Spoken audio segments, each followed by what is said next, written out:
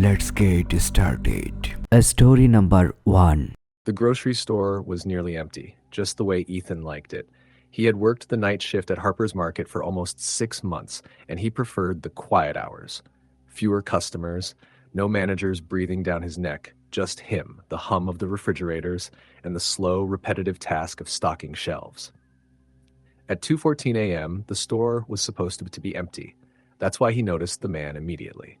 Ethan was restocking boxes of cereal in aisle 3 when he saw the figure at the far end of the store, standing completely still near the frozen foods section. The man was tall, dressed in a dark hoodie and jeans, his face turned away. Ethan frowned. The doors were locked after midnight, and the cashier, Tony, hadn't mentioned anyone being inside. He wiped his hands on his jeans and stepped out of the aisle. "Hey, man," he called, trying to keep his voice casual. "We're closed. You good?" The man didn't move. Ethan hesitated. The store's fluorescent lights flickered, just for a second. When they steadied, the man was gone. Ethan's pulse spiked. There was no way he could have moved that fast.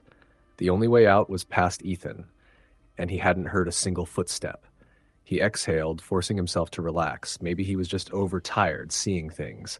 It wouldn't be the first time. Still, he decided to check the security monitors. He walked toward the front of the store where Tony was slumped over the counter, scrolling through his phone. "Hey," Ethan said. "Did you see some guy walk in here?" Tony didn't look up. "Nah, man. Place is dead." Ethan glanced at the small row of security monitors behind the counter. The grainy footage showed the aisles, the front doors, and the back storeroom. No sign of anyone. Ethan stared at the screen. He knew what he had seen. "Check the cameras from 5 minutes ago," he said. Tony sighed, setting his phone down. He rewound the footage, tapping the screen. The cameras flickered backward, and then, there, the man. Standing in the exact spot Ethan had seen him.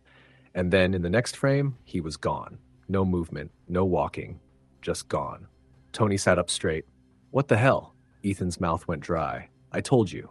Tony frowned, rewinding again. "Must be a glitch. Cameras screw up all the time." Ethan didn't think it was a glitch. Something was wrong. A loud crash echoed from the back of the store. Both of them jumped. Tony cursed. "What was that?" Ethan shook his head.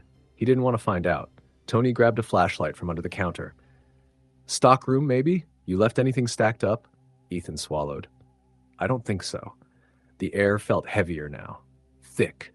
They moved slowly toward the back, past the empty aisles. The store was silent except for the faint buzzing of the lights overhead. Ethan reached the stockroom door first. It was slightly open. That wasn't right. He had locked it earlier. Tony shone the flashlight inside. Boxes were knocked over, their contents spilled onto the floor, and in the center of the mess, a single black shoe print. Ethan's stomach twisted. It was too big to be his, too big to be Tony's. It belonged to someone else, someone who wasn't supposed to be there. Tony whispered, "Dude, what if someone broke in?" Ethan shook his head. "The doors are locked." "Then how?" The lights flickered again. The flashlight in Tony's hand sputtered, and for just a split second, in the dark, Ethan saw him. The man, standing inside the stockroom, not moving, not breathing. Ethan's heart slammed against his ribs. The flashlight flickered back on. The stockroom was empty. Tony swore under his breath. "I don't like this man." Ethan's skin crawled. He felt something watching, something standing just beyond his sight. His instincts screamed at him to leave. He grabbed Tony's sleeve. "We need to go." Tony hesitated, then nodded. They turned back toward the front of the store, moving fast. The aisles stretched ahead, empty and silent. But when they reached the checkout lanes, the automatic doors were open. Ethan stopped cold. The doors weren't supposed to open. Not unless someone triggered the motion sensor. Tony whispered, "No way! No way!" A cold draft blew in from the parking lot. The street outside was empty. Ethan turned his head slightly, and through the reflection in the glass, he saw the man, standing inside the store, behind them. His face was wrong, too long, too dark. And when he smiled, the lights went out. Ethan ran. He didn't know where Tony was. He didn't care. His only thought was out. He slammed into the doors, expecting resistance, but they gave way. Cold night air hit him as he stumbled into the parking lot. The store loomed behind him as dark and silent. Tony was right behind him, panting. "What the hell was that?" Ethan turned back. The store was still, empty. The doors were closed. No sign of the man, no sign of anything. Just an empty grocery store at night. Tony grabbed his keys. I'm not going back in there. Ethan didn't argue. They left. Neither of them ever clocked in again. A week later, the store shut down. No official reason was given. Just closed, abandoned, left to rot. Sometimes when Ethan drove past it, he swore he saw something inside. A shadow, a figure, standing near the frozen foods section, watching, waiting. Story the end. Story number 2. The automatic doors slid open and the fluorescent lights of the 24-hour grocery store buzzed overhead. Eric stepped inside, shaking off the drizzle from his jacket. Midnight shifts were never fun, but they paid the bills. The store was quiet, just how he liked it. The only sounds were the soft hum of the refrigerators and the occasional beep of a barcode scanner from the self-checkout. A single customer stood there, an older man in a long coat, methodically scanning items. Eric made his way to the back, nodding at Susan, the night manager, who sat in the office watching security footage. "Slow night?" he asked. Susan didn't respond immediately. She was staring at the monitors, brows furrowed. "Yeah," she finally said. "But something weird happened earlier. Some guy came in, just stood in aisle 7 for almost an hour, didn't buy anything, didn't even move." Eric smirked. "Probably just high. Happens all the time." "Maybe," Susan muttered, not convinced. Eric shrugged and went to start his work. The night shift was simple: restock shelves, clean up spills, and deal with the occasional drunk customer. He grabbed a mop and bucket, heading toward the dairy section, where someone had knocked over a gallon of milk. As he turned the corner into aisle 7, a shiver ran through him. The overhead lights flickered. The shelves were lined with cereal boxes, standing in perfect, unnatural alignment, as if someone had spent time ensuring every box was perfectly straight. At the far end of the aisle, a figure stood motionless. Eric stopped. The figure was a woman, her back to him, long dark hair cascading past her shoulders. She wore a pale blue dress. The fabric looked old, like something from a different decade. "Ma'am?" Eric called. "Store's closing soon." She didn't move. He took a hesitant step forward. Something about her presence made his stomach twist. "Hey." He tried again. "You good?" Still no response. Eric swallowed hard. He turned to head back to the front to get Susan, but as soon as he turned, he heard a whisper. Soft, breathy, right behind him. He whipped around, but the woman was still standing at the end of the aisle, unmoved. His breath caught in his throat. He could have sworn, no, he had felt someone whispering in his ear.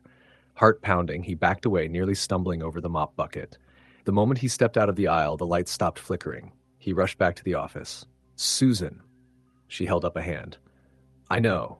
Look." She pointed to the monitors. On the screen, aisle 7 was empty. No woman in blue. Eric's mouth went dry. "But I saw her," he insisted. Susan rewound the footage. At the exact moment Eric had been in the aisle, the video showed only him, standing alone, speaking to no one. Eric's stomach turned. "I'm not crazy," he muttered. Susan didn't respond. She was staring at him, pale-faced. "There's something else," she whispered. She fast-forwarded the footage. A little past 2 a.m., the screen flickered, distorting into static for a moment before cutting back. And there she was. The woman in the blue dress. She didn't walk into the frame. She just appeared, standing in the middle of the aisle, unmoving. Eric felt ice crawl up his spine. "That's impossible," he whispered. Susan fast-forwarded again. 3 minutes passed, then without any motion, any transition, she was gone. "I want to leave," Susan said, her voice barely above a whisper. Eric agreed. But the night wasn't over. A scream echoed from the self-checkout. They bolted out of the office to see the old man who had been scanning his groceries earlier. He was on the ground, clutching his arm. "I saw her," he gasped. His eyes were wide, wild. "I saw her face." Eric helped him up. "Who? What did you see?" The man looked at him, his hands trembling. "She was smiling at me," he whispered. The automatic doors slid open behind them. A blast of cold air rushed in. Eric turned. The entrance was empty. The man shoved his groceries into his cart with shaking hands and hurried out, disappearing into the night. Susan grabbed Eric's arm. "I'm done. I'm quitting tomorrow." Eric didn't argue. They spent the rest of the shift in silence, watching the monitors, waiting for something, anything to happen. By the time the sun rose, the store felt normal again. Warm. Safe. But when Eric checked the footage one last time before leaving, his blood ran cold. In the final seconds of the recording, just before the cameras reset for the new day, there was a single frame. a frozen image of aisle 7. And there, staring directly into the camera, was the woman in the blue dress. Her face stretched into a wide, unnatural grin. Her eyes, black and endless. And behind her, rows and rows of cereal boxes toppled to the floor, spelling out 2 words in the dim glow of the fluorescent lights. See you. Story the end. Story number 3. The grocery store at the edge of town was never busy past midnight. The fluorescent lights hummed overhead, casting a sterile glow over rows of neatly stocked shelves. Tyler never minded the late shift. It was quiet, predictable, usually. Tonight, though, something felt off. It started with the automatic doors. At 12:37 a.m., they opened on their own. Tyler looked up from the register, expecting to see a late-night shopper. No one walked in. He leaned over the counter, peering outside into the empty parking lot. The security cameras showed nothing. Maybe it was just a sensor glitch. It happened sometimes when moths fluttered too close. Still, it made him uneasy.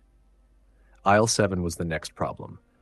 He was restocking cereal when he heard a rustling sound further down the aisle, like someone shifting items on the shelves. "Hey, we're about to close," Tyler called. No answer. He walked toward the sound, pushing his cart past rows of colorful boxes. The air smelled faintly of cardboard and old sugar.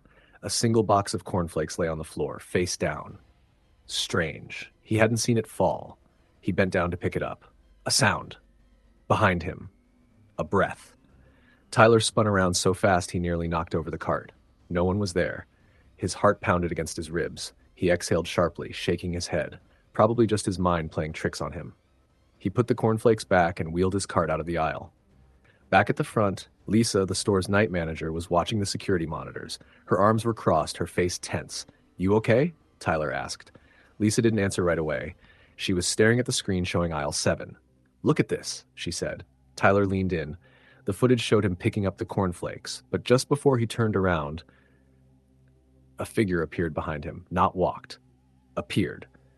A woman in a pale dress, standing still. Then as soon as Tyler turned, she vanished. A cold wave of nausea rolled through his stomach. "That's not possible," he muttered. Lisa rewound the footage. Same thing. One frame empty, the next frame she was there. No transition, no movement. Just there. Tyler rubbed his arms, suddenly aware of how cold the store had gotten. "I'm getting out of here," Lisa said, shutting off the monitor. "You're leaving?" Tyler asked. Lisa grabbed her coat. "Hell yes, I'm not messing with this." She left through the employee exit without another word. Tyler swallowed hard. He checked the clock. 2:11 a.m. 3 more hours. He tried to focus on stocking shelves, but he couldn't shake the feeling of being watched. Then the beeping started. Self-checkout. Beep, beep, beep, beep. Someone was scanning items. Tyler hurried to the front. The store was empty. The checkout screen lit up with a total 666. His chest tightened. The item list was blank. Nothing had been scanned. The receipt printed anyway. Slowly, Tyler reached for it. A single word was printed at the bottom in jagged, uneven letters. "Behind you." Tyler's breath hitched. He didn't turn around. He couldn't. Instead, he stepped backward toward the office, keeping his eyes on the reflection in the store's front window. For a moment, there was nothing, just aisles of food, empty and still. Then, a flicker. A shape, standing right behind him. Tyler bolted. He slammed the office door shut, locking it. His hands shook as he grabbed the landline. He dialed Lisa. Straight to voicemail. He tried 911. A click, then static. Then a voice. Garbled. Distant. "Did you see her face?" The line went dead. The security monitors flickered. The cameras were losing feed one by one. Then only one screen remained. Aisle 7. The woman in the pale dress stood perfectly still, staring at the camera. No expression. Just staring. The feed cut to black. The lights in the office flickered out. Silence. Tyler backed against the wall, heart hammering. Then soft, deliberate footsteps outside the door, stopping just outside. A pause. Then the doorknob rattled. Slow at first, then harder, harder. Nothing. Tyler held his breath. A whisper seeped through the crack beneath the door. "See you soon." The power came back on. The monitors rebooted. The cameras showed nothing unusual. The store was empty. Tyler didn't leave the office until sunrise. When his replacement, Greg, arrived, Tyler shoved past him without a word. "Hey man, you good?" Greg called after him. Tyler didn't answer. He just kept walking, never looking back. The grocery store remained open the next night, but Tyler never set foot in it again. Story the end. Story number 4. The fluorescent lights flickered overhead, casting a sickly glow on the linoleum floor. The grocery store was quiet. Too quiet. It was nearing midnight, and the only sounds were the hum of the refrigerators and the occasional crackle from the overhead speakers, playing a looping soft rock playlist that sounded more eerie than comforting in the empty aisles. Derek, the night shift manager, stood behind the counter at Register 3, scrolling absent-mindedly on his phone. He hated working late shifts, but the extra pay was worth it. Besides, nothing ever really happened. At worst, he had to deal with a couple of shoplifters or a drunk stumbling in for snacks. A distant clang echoed from somewhere in the back of the store. Derek lifted his head, glancing toward the aisles. He frowned. He was sure he was the only one here, aside from Janine, the stalker, who was in the back room unloading pallets. "Janine?" he called out. Silence. He hesitated before stepping out from behind the counter, walking down the aisles toward the noise. He peered around a corner into the canned goods section. A can of soup lay on the floor, rolling slightly as it settled. Maybe Janine had dropped it and didn't bother picking it up. That was odd. She wasn't careless. He sighed, picked it up, and put it back on the shelf. He turned to head back, but stopped short. A single grocery cart stood in the middle of the aisle. He hadn't seen it there when he walked in. His pulse quickened. He hadn't heard the front doors open, and the security alarm hadn't beeped to signal a new customer. But maybe someone had wandered in, and he just hadn't noticed. Yeah, that had to be it. "Hello?" he called out. "Store's closing soon, if you need anything." No answer. Derek took a deep breath and pushed the cart to the side before walking toward the back storage room. The door was propped open with a plastic crate. He stepped inside, the air suddenly thick and musty. "Janine?" he called again. Still no answer. The rows of metal shelves were stacked with boxes of cereal, toilet paper, and cleaning supplies. A single fluorescent bulb flickered overhead. Something about the place felt wrong, too still. He stepped further in, glancing between the shelves. A shadow moved at the far end of the room. Derek's breath hitched. It was quick, just a flicker of movement disappearing around the corner. His first instinct was that it was Janine, but she would have said something by now. His heart pounded as he approached the end of the aisle, pausing before stepping around the corner. The storage room was empty. Something wasn't right. The air felt charged like the moment before a thunderstorm. He turned on his heel, deciding he'd go back to the front and check the security cameras. A whisper. Low. Breathy. Right behind him. Derek spun around, fists clenched, but there was no one there. The storage room door creaked shut. Panic surged through him. He rushed toward the door, gripping the handle, but it wouldn't budge. He twisted and yanked, but it was stuck, locked from the outside. His breathing grew ragged as he pounded on the door. "Janine, if this is some kind of joke, it's not funny." Silence. Then, footsteps. Slow, deliberate. Just outside the door, Derek backed away, his mouth dry. The footsteps stopped right on the other side. Something scraped against the metal door. Fingernails. A voice, distorted and hollow, whispered, "You're not alone." Derek stumbled back, his mind reeling. That wasn't Janine's voice. It wasn't anyone's voice. It sounded wrong, like it came from a broken speaker. The light overhead flickered and went out, plunging the room into darkness. Derek's breath hitched. He fumbled in his pocket for his phone, shaking fingers pressing the flashlight button. The beam cut through the dark, revealing the rows of shelves. Something moved. At the far end of the storage room, beyond the last row, a figure crouched in the darkness. It was human-shaped but wrong. Its limbs were too long, its head tilted at an unnatural angle. Black, empty sockets where eyes should be. Derek froze, his pulse thundering in his ears. The thing moved. It scuttled forward, its limbs jerking unnaturally. Its mouth, if that gaping, twisting hole could be called a mouth, stretched wide, a wet, rattling breath escaping from its throat. Derek didn't scream. He turned and ran. He crashed through the shelves, knocking over boxes and crates, his only thought to get out. He reached the door again, slamming his shoulder against it. It opened. He stumbled into the main store, gasping for breath, spinning around to slam the door shut. Nothing followed him. The storage room was empty again. Shaking, he pressed his forehead against the door. His mind raced, trying to make sense of what he had seen. Then he remembered Janine. He forced himself to move, heading toward the security office near the front of the store. His fingers trembled as he unlocked the door and pulled up the surveillance footage. The cameras showed the aisles, the entrance, the back room. He rewound the footage to the moment he had walked into the storage room, and his blood ran cold. There was no shadow, no figure. Nothing had been there. But there was something else. Another camera showed Janine in aisle 6 stocking shelves, and behind her, just out of focus, a dark, twisted figure loomed. Derek lunged for the store intercom, slamming his hand on the microphone button. "Janine, get out! Get out now!" But as the words left his mouth, the cameras flickered, and she was gone. The figure remained, standing motionless in the aisle, watching the camera. Then, slowly, it tilted its head toward Derek, as if it could see him through the screen. The grocery store speakers crackled, and the voice returned. "You're not alone." The lights went out. Story the end. Story number 5. The grocery store was quiet at night, just the way Jordan liked it. He worked the overnight shift, stocking shelves, cleaning up spills, and handling the occasional late-night customer. Most of them were harmless. Truckers, insomniacs, or drunks looking for snacks. But sometimes weird things happened, like the time he heard footsteps in the next aisle, but no one was there. Or when the automatic doors slid open at exactly 3 a.m. every night, even when the parking lot was empty. Jordan tried not to think about it too much. He needed this job, and quitting over some creepy coincidences wasn't an option. Tonight, he was working alone.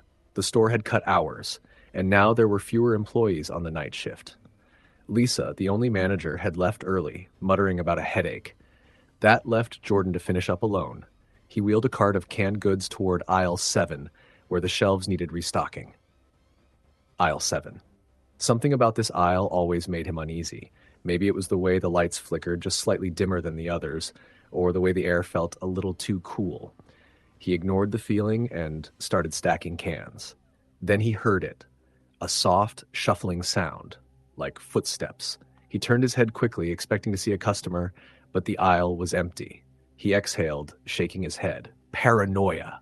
Then from the other end of the aisle, a can rolled across the floor, stopping a few feet from him. Jordan froze. The store was empty. He was sure of it. The can had to have fallen from a shelf, right? That was the logical answer. But the shelves weren't overstocked, and none of the cans on the racks were out of place. A soft creak echoed through the aisle. Jordan's breath hitched. The sound was coming from behind him. He turned, slowly. A woman stood at the far end of the aisle, pale skin, long dark hair, wearing a thin, grayish dress that looked old, heck out of place. She didn't move, didn't blink, just stood there, staring. Store's closing soon," Jordan said, his voice hoarse. She didn't respond, didn't even acknowledge him. His pulse quickened. "I can help you find something if you need." She turned, but not like a normal person. She glided, her feet barely moving, and disappeared around the corner. Jordan felt an overwhelming urge not to follow her, but he had to check, right? He hesitated, then took a slow step forward, peeking around the end of the aisle. Nothing. She was gone. A chill ran down his spine. Jordan pulled out his phone, checked the security app. The cameras showed the empty aisles. No sign of the woman. He exhaled sharply and shoved his phone back into his pocket. "Just tired," he muttered to himself. He went back to work, finishing the aisle as quickly as possible. But the store felt different now. The hum of the refrigerators seemed louder, the flickering lights more erratic. Jordan decided to take a break. He walked to the back room, grabbed a soda from the employee fridge, and sat at the break table. His hands were still shaking. He checked his phone again. 3 a.m. The automatic doors at the front of the store whooshed open. His stomach twisted. Slowly, he stood and walked back onto the sales floor. Aisle 7 was a mess. Cans were scattered across the floor, and standing in the middle of the chaos, her back turned to him, was the woman. Jordan's breath caught in his throat. She was closer now, too close. A soft, wet whisper filled the air. "Help me." Jordan staggered backward. Then she turned. Her face was wrong. Mouth stretched too wide, eyes too dark, too empty. He ran, didn't think, didn't look back. He darted into the back room, slammed the door shut, and locked it. His breathing was ragged, his body shaking. Silence, then a soft knock, gentle, polite. Then the whisper, seeping through the cracks of the door. "Help me." Jordan clenched his eyes shut. When he opened them, The security monitor flickered. Aisle 7, empty. He waited until sunrise before stepping out. The store was normal again, the air was warm, the lights were steady, but aisle 7, every single can was perfectly stacked. Jordan quit that morning. He never went back. The next night, a new employee took his place, and at 3 a.m., the automatic doors slid open. No one walked in. But the cameras, they showed something standing in aisle 7, waiting. Story the end. Story number 6. The grocery store was supposed to be closed. The fluorescent lights buzzed dully above the empty aisles, and the automatic doors had been locked nearly an hour ago. But Luis was still inside. He hated working the night shift, but it was the only way he could make ends meet while taking classes during the day. It wasn't a hard job, just monotonous. Stock shelves, sweep the aisles, check that the fridges weren't leaking. But there was something about being alone in a big, empty store that never felt quite right. Luis dragged a crate of cereal boxes to the shelves and started unpacking. His phone, sitting on the shelf beside him, played a low podcast about unsolved mysteries. He liked the noise. It kept his mind from wandering. Then he heard it. A soft, distant shuffle. He paused, heart skipping a beat. The store was locked. He was the only one here. He strained his ears. Nothing. Just the hum of the refrigerators. Probably the AC kicking on. Luis exhaled and went back to work. Another shuffle. Closer this time, his spine stiffened. He turned his head slightly, listening. A dull clatter. A can rolling across the tile floor. Luis's skin went cold. Slowly, he straightened, grabbing his phone. He turned off the podcast, plunging the store into eerie silence. Hello? His voice wavered slightly. If someone's here, you're not supposed to be. Silence. Luis swallowed. Maybe it was a raccoon. A couple of them had gotten inside before, sneaking in through the loading dock. Yeah, that had to be it. He picked up the broom, leaning against the shelf, and cautiously stepped into the next aisle. Nothing. Just rows of neatly stacked soup cans. Then a sound. A slow, deliberate creak. His eyes flicked to the far end of the aisle, where the swinging doors led to the back storage room. One of them was slightly ajar. He knew he'd closed them. His grip tightened on the broom handle. It was fine. Just check, then get the hell out. He approached the doors, pushing one open with the broom. The storage room beyond was dim, lit only by a flickering overhead bulb. Metal shelves lined the walls, casting long shadows. Luis hesitated, then stepped inside. The air was still. Stale. Boxes of cereal and bottled water were stacked in neat rows. Nothing out of place, but something felt off. A soft rustling. Luis turned sharply, heart hammering. A box on the shelf had been pushed forward slightly, like someone had moved it. His breath came shallow. He took a step back. Then, footsteps. Not an animal, not a creak of the building settling. Human footsteps. And they were coming from the other side of the shelves.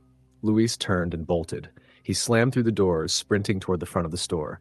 His breath came in ragged gasps as he reached the registers, skidding to a stop. The automatic doors were locked. He fumbled for his keys, hands shaking. Then, a whisper. Soft, raspy, right behind him. He whipped around. Nothing. The aisles stretched out, empty and silent. He was losing it.